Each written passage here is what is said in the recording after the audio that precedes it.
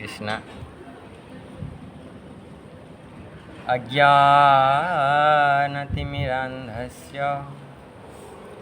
ज्ञानाञ्जनशलाकया चक्षुरुन्मीलितं येन तस्मै श्रीगुरवे नमः।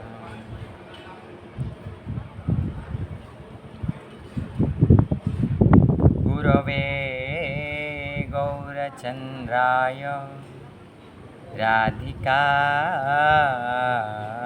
तदालये कृष्णाय कृष्णभक्ताय तद्भक्ताय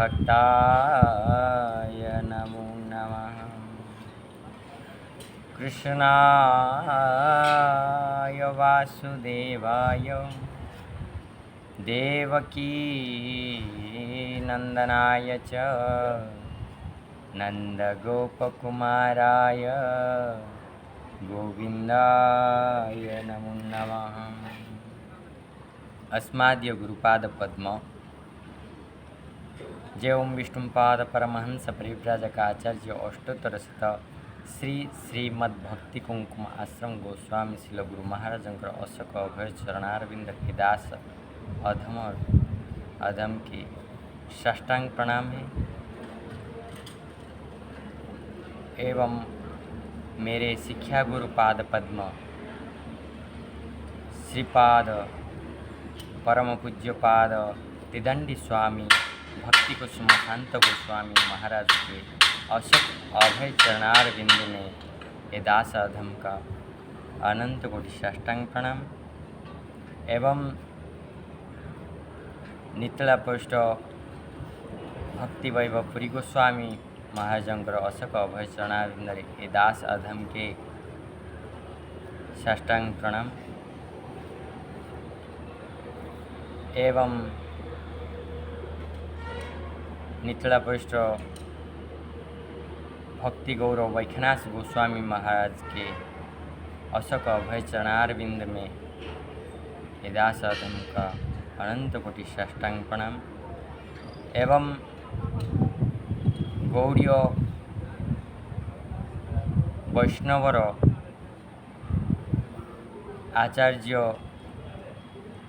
भक्ति सिद्धांत सरस्वती गोस्वामी शिल प्रभुपाद का अशोक अभय चरणारविंद दास अधमर अनंत कोटि साष्टांग प्रणाम तत्सहित कृपानुग गुरुवर्ग एवं सारस्वत आश्रमर समस्त वैष्णव वृंदम को ए दास अधमर अनंत कोटि साष्टांग प्रणाम।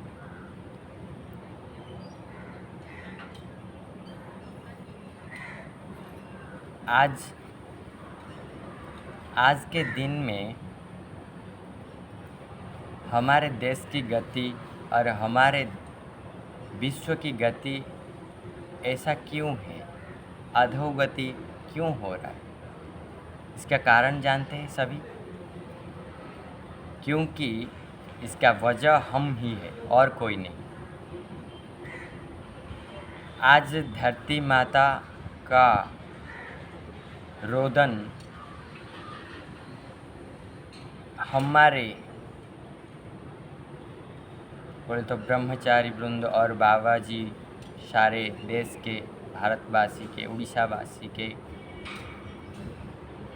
साधुओं इतने परेशान क्यों हैं और सारे देश भर लोग क्यों माया में भटक में अशांत मन में सारे जगह भटकते हैं लेकिन आनंद शांति नहीं मिलता क्यों?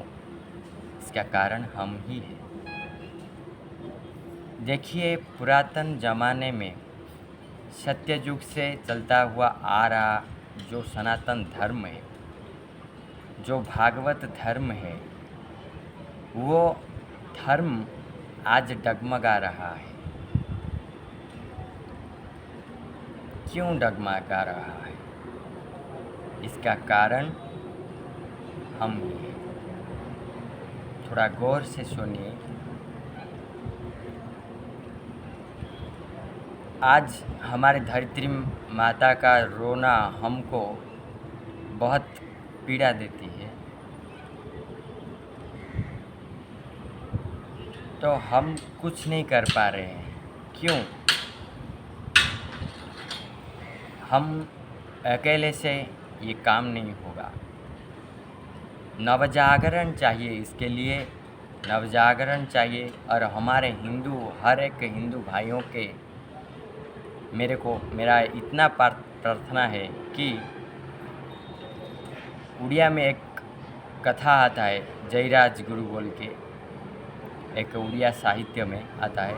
उठ कंकाल जागदुर्बल छिड़ श्रृंखल आजी, हत गौरव मृत गौरव गत गौरव राजी। इसका मतलब है, आज जागिए, हमारे देश की जनता जागिए, हमारे देश की साधुओं जागिए। उठ कंकाल छिड़ श्रृंखल का मतलब जो सोते हुए रहे हैं सारे लोग, और माया में भटक में इधर उधर कर्म में ही जड़ित है और धर्म कुछ नहीं जानते हैं, खा पी के पशुओं की तरह मर जाना चाहते हैं, उन लोगों के लिए मेरा सुझाव है कि हमारा धर्म ग्रंथ जो है भागवत पुराण और रामायण को पढ़िए थोड़ा, और उनमें जो बातें कही गई उनको अपने लाइफ में अप्लाई कीजिए ताकि तुम्हारा सुधार हो सके और हम आगे बढ़ सकें। उठ कंकाल का मतलब जागी उठो, हे सोई रही थिवा मेरे भारत के नौजवानों, जागी उठो और जागो दुर्बल मन को हमको समझा के, विवेक को जागृत करके हमको नवजागरण लाना चाहिए। जागो दुर्बल छिड़ु श्रृंखल आजी, ये जो माया श्रृंखल, ये जो माया का श्रृंखल है उसको तोड़ के, और सारे सनातन धर्म को पीड़ा देने वाले हमारे ही वो भारत के अंदर जो गैर हिंदू लोग हैं उनके तरफ लड़िए, क्योंकि आज हिंदुओं का परिस्थिति ऐसा ही कुछ है, उसको हमको बदलना पड़ेगा, नहीं तो आगे जाके हमको इतना परेशानी बढ़ जाएगा, हमारे अगले पीढ़ी ऐसे ही कष्ट भोग के और अधोगति ही हो जाएगा उन लोगों का। इसीलिए हमको जागना पड़ेगा, हमको नवजागरण लाना पड़ेगा ताकि हमारे उठ कंकाल जागो दुर्बल छिड़ श्रृंखल आज के दिन में वो श्रृंखल को तोड़ के हमको आगे निकलना चाहिए। और हमारे जो भारत देश में, जिस देश में गौ माता का इतना पूजा चल रहा था राम जी के टाइम पे, कृष्ण जी के टाइम पे, आज देखिए बीच बाज़ार में मेरे गौ माता को काट के लोगों में बांटा जा रहा है। ऐसा क्यों है? ये हम हिंदू होते हुए हमको बहुत शर्म लगता है। हम सनातन धर्म के होते हुए हमको बहुत पीड़ा देती है। क्यों? और मेरे गौ माता रो रो के बोलते हैं, गौ माताएं पुकार रही है, सावरिया कब आओगे।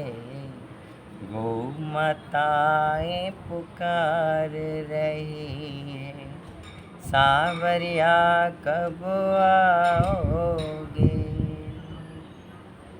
आहा, क्यों बोल रही है? बीच बाज़ार में घूमते घूमते पॉलीथीन और सारे जो फेंका हुआ चीज़ खाते आज के ज़माने पे, कहाँ गया वो राम जी के कृष्ण जी के टाइम का था। और तो ऐसा टाइम कहाँ आ गया जो हमारे गौ माता, जिसके अंदर 33 कोटि देवी देवता वास करते हैं, जिसका बछड़ा पहले खाने के बाद हमारे ठाकुर जी को भोग लगता है, दूध। आज क्या ज़माना हो गया। थोड़ा सोचिए, थोड़ा अपने अंदर लीजिए वो बात को, और हर घर में गौ माता का पालन कीजिए ताकि हमारे भारत देश की वो जो स्थिति सुधार सके। और कहाँ जो विदेशों में जो आगे तो ऐसा ज़माना चल रहा था कि हमारे भारत को सोने की चिड़िया बोला जा रहा था। क्यों? क्योंकि भारत में इतना धन रत्न था पहले राजा के ज़माने में। देखो, सोमनाथ टेम्पल को 17 बार लुंठन किया गया है, और इतिहास गवाह है कि नहीं मेरे को मालूम नहीं। हमारे जगन्नाथ जी के मंदिर को 20 बार 20 बार हमारे जगन्नाथ जी के टेम्पल को लुंठन किया गया है। बाबर के टाइम पे, औरंगजेब के टाइम पे ऐसा क्यों है? और हमारे तो वृंदावन के जो गोविंद जीव का, राधा गोविंद जीव का टेम्पल है, उसको भी उड़ा दिया गया। तब हनुमान जी के पुकार से वो सब लोग डर के भाग गए, नहीं तो वो तो पूरा के पूरा गोविंद देव जी का मंदिर को उड़ा देते, और गोविंद जी को राजस्थान को ट्रांसफ़र किया गया। हमारे भारत देश में आके अंदर घुस के उन लोगों ने हमको ही तकलीफ़ दे रहे हैं, साधुओं को तकलीफ़ दे रहे हैं। हाँ, जो साधु ने धर्म स्थापना के लिए उन लोगों का सारे कुछ त्याग करके संसार को अपने आप को बलिदान दे के संसार में उन्नति के लिए उनके जीवन को समर्पित किया है, उनके बारे में थोड़ा सोचिए। और सभी साधु तो ऐसी में बैठ के खा पी के नहीं जी रहा है। तो बहुत सारे इतने साधु हैं जो आज भी दुख कष्ट में जी रहे, भजन साधन कर रहे। हमारे षड़ गोस्वामी के परंपरा में आते हुए भजन निष्ठ, साधुनिष्ठ, गुरुनिष्ठ वो भक्त है। उन लोगों के बारे में तो थोड़ा सोचिए। और तो भगवान कहते हैं, यदा यदा ही धर्मस्य ग्लानिर्भवति भारत अभ्युत्थानम् अधर्मस्य तदात्मानं सृजाम्यहम् परित्राणाय साधूनां विनाशाय च दुष्कृतं धर्म संस्थापनार्थाय संभवामि युगे युगे। इसका मतलब क्या है? जब जब भारत के अंदर, मेरे भारत देश को ग्लानि पहुँचेगा, तब तब मैं इस धरती में जो अत्याचार कर रहे उन लोगों को संहार करके मैंने पुनर्धर्म संस्थापन करूँगा बोल के भगवान जी भगवत गीता में बोले हैं 4th अध्याय में। तो और राम जी के लीला में देखिए, कृष्ण जी के लीला में देखिए, कितने उन्होंने शिक्षा ना दिए हैं। हमारे राम जी तो बहुत बड़ा त्याग किए हमारे लिए। क्या नहीं त्याग किए? राजपाट त्याग किए, पिता माता भाई बंधु सबको छोड़ के 14 वर्ष वनवास कांटे में चलते चलते, और जानकी जी का भी विरह हो गया, रावण जी ने अपहरण करके ले गए। तब क्या पीड़ा सहना पड़ रहा था। तब भी हमारे राम जी ने हमको शिक्षा देने के लिए लीला के माध्यम में बहुत सारे चीज़ें बताए हैं। जिस प्रकार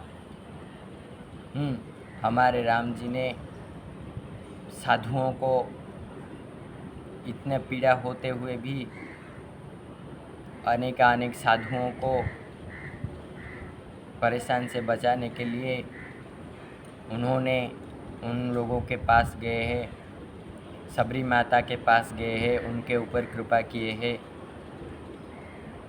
और कृष्ण जी के लीला में देखिए, उन्होंने सारे गोपियों का पीड़ा हरने के लिए कंस को मारा, उसके बाद जरासंध जैसा क्रूर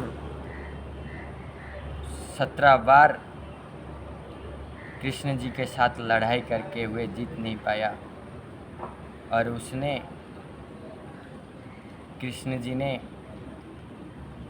क्या किए, भीम जी के द्वारा उनका संहार किए। क्योंकि और उनके राज्यों में जाकर, यही हमारे देश की रणनीति था पुराने ज़माने में, पुराण पुरुषों में ज़माने में, कि हमारे लोग को परेशानी ना आए। इसलिए तब कि हमारे राम जी के टाइम पे देखो, राम जी भी रावण जी के लंका में जाकर उन्होंने रावण का संहार किया, क्योंकि हमारे देशवासियों को सुरक्षित रह सके। हमारे रणनीति ऐसा था। कृष्ण जी भी देखो, कृष्ण जी भी ऐसा चालाकी काम किए हैं कि जरासंध के राज्यों में, उनके राजपाट के अंदर ही उनका संहार किया है। यही हमारे रणनीति है। और मथुरा में जाके कंस को मारे हैं। क्यों? ये हमारे देश की रणनीति था पहले। आज के ज़माने में क्या हो गया, उन लोगों ने हमारे ऊपर आके, हमारे लुंठन करके हमारे ऊपर चाप प्रेशर दे रहे हैं। क्यों? आज हमारे ना समझ की, हमारे पुराण शास्त्रों को अध्ययन ना करके हमारे ये अवस्था हुआ है आज। और मेरा सुझाव है, भगवत गीता पढ़िए। आज डॉक्टर बन गया, कोई मिलिट्री फोर्स में चला गया, कोई नेवी के मेन बन गया, और प्रधानमंत्री बन गया, राष्ट्रपति बन गया, वो कोई बड़ी बात नहीं कर दिया। मानव धर्म ही श्रेष्ठ धर्म है, मानव सेवा ही माधव सेवा है। इसीलिए हर प्राणियों में भगवान जी को देखिए, और हर प्राणियों में सद्भावना को जागृत कीजिए। क्योंकि ज्ञानी और पंडित लोग सभी को समान दृष्टि से दिखते हैं। क्यों? वो ज्ञान में, भगवत गीता में भी लिखा है। क्या लिखा है? पंडितः समदर्शिताः। बोले तो पंडित जो ज्ञानी लोग हैं, उन्होंने भेदभाव नहीं देखते प्राणियों में। वो कुत्ता है, वो बिल्ली है, वो अछुआ, बोले तो शुकर है, ऐसा नहीं देखते। क्यों? उनको पता है कि हर एक प्राणियों में मेरे भगवान का ही वास है। जिस तरह पेड़ में अर्ध चैतन्य अवस्था में ठाकुर जी का जो अंश है, जीवात्मा है, वो वास करता है, उसी तरह हमारे अंदर भी, उसी तरह अन्य सारे जीव जगतों में मेरे प्रभु के ही वास है। इसीलिए बोला जाता है सर्वव्यापक हरि ही। तो हमको नवजागरण लाना चाहिए, वो गौ संरक्षण करना चाहिए, और घर घर गौ माता का पालन करना चाहिए। कुछ पालन नहीं हो सके तो बीच रास्ते में जाते हुए गौ माता को 1-2 रोटी दे दीजिए पहले, बाद में आप लोगों ने खाइए। देखिए, इतना कृपा मिलेगा आपको, आपके कभी भी क्या होगा, कभी धन की कमी नहीं होगी गौ माता के आशीर्वाद से। मेरे भगवान और गौ माता को देने से हमारे ठाकुर जी बहुत प्रसन्न होते हैं, क्योंकि गौ माता उनको बहुत प्रिय है। इसीलिए इंद्र जी ने जब 7 दिन तक बारिश किया और इतना मेघ बरसाया, बारिश वृंदावन में, ब्रजधाम में, और उनका पानी तक ख़त्म हो गया। उसके बाद उनको लगा कि ये साधारण सा कोई लड़का नहीं, ये तो मेरा तो बहुत बड़ी भूल हो गया। वो साधारण कोई गोपाल नहीं है, वो तो साक्षात भगवान जी है। नहीं तो इतना वज्र मैंने छोड़ा पर्वत को, गोवर्धन पर्वत जी को, और साक्षात गिरी गोवर्धन महाराज को अपने बाएं अंगुली में उठा के, जैसे कि एक छोटा बच्चा, बोले तो उनको 11 साल कुछ हुआ था शायद, ऐसे छतरी लेके खड़ा है और सारे गोपियों और गाय ब्रजधाम ब्रजमंडल एकत्रित हो गए और क्या कर रहे, बांसुरी बजा रहे। जब परेशानी हो गया ना, इतना देर हो गया, सबका मन भटक रहा है, इसलिए कृष्ण जी ने बांसुरी बजाया और राधा जी का जो मुख को दर्शन करके उन्होंने जो आनंद ले रहे थे और उन्होंने जो कष्ट दूर किया गोपियों का, तब ठाकुर जी ने गुस्सा हो गए इंद्र जी के ऊपर। उसके बाद इंद्र जी ने जब आया, हमारे गौमाता को ही लेके आया था, आगे आगे गौमाता, पीछे इंद्र जी थे। जब गौमाता को दिखे हमारे ठाकुर जी ने, कृष्ण भगवान जी ने, तब उन्होंने प्रसन्न हो गए और बाद में इंद्र जी बहुत मिन्नत किए है और हमको बहुत बड़ी भूल हो गई पहचानने में, हमको माफ़ कीजिए, ऐसे बोल के बहुत रोदन किए। बाद में उनका माफ़ कर दिए। उसके बाद हमको गौमाता को पालना चाहिए, ये ध्यान में रखना चाहिए।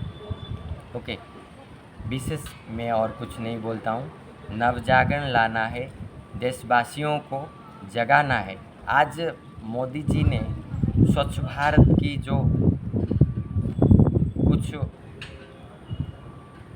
अप्लाई किए हमारे ऊपर, वो स्वच्छ भारत बोल के वो गांव-गांव में जाके आवर्जना को साफ नहीं करेंगे। हम लोगों ने वो स्वच्छ भारत के मिशन को साकार करने के लिए गांव-गांव में, घर-घर में, गली-गली में वो कचरा ना फेंक कर, डस्टबिन में फेंक कर और उसको कहीं गाड़ा जो बीएमसी का हो या म्यूनसिपाल्टी का हो, नहीं तो गाँव का जिधर लास्ट में फेंकते हैं उधर जाके वो गिरना चाहिए। और रिसाइकलिंग जो चीज़ें है, पर्यावरण को हमको आगे लेने के लिए रिसाइकलिंग भी ज़रूरी है।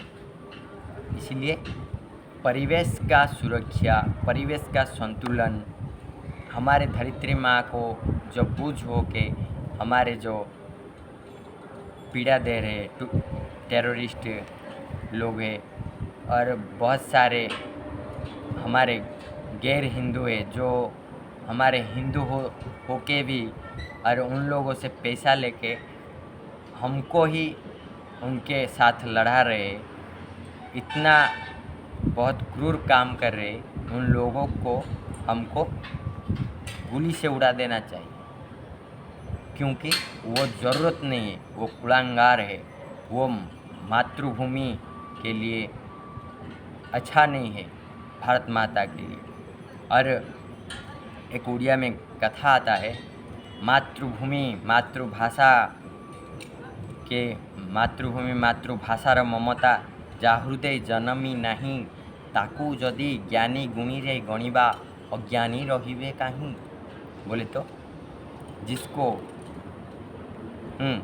मातृभूमि के, मातृभाषा के प्रेम नहीं, विदेशों में प्रेम है, ज़्यादा पैसों में प्यार है, तो उनको यदि हम ज्ञानी गुणी के अंदर लेंगे, वो चाहे राष्ट्रपति क्यों ना हो, प्राइम मिनिस्टर क्यों ना हो, चीफ मिनिस्टर क्यों ना हो, हमको नहीं चाहिए ऐसा लोग।